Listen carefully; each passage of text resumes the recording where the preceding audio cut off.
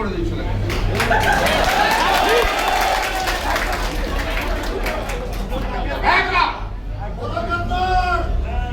একাই হুমায়ুন কবির গেল এই ডেভিডের জন্য। হুমায়ুন কবিরকে আমাকে হারাতে হয়েছে ডেভিডের জন্য।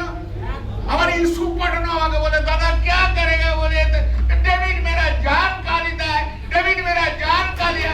अरे यूसुफ पठान अभी तेरा डेविड भी तेरा साथ साथ चला गया, तेरा जान का तेरा पूरा दिल खा गया।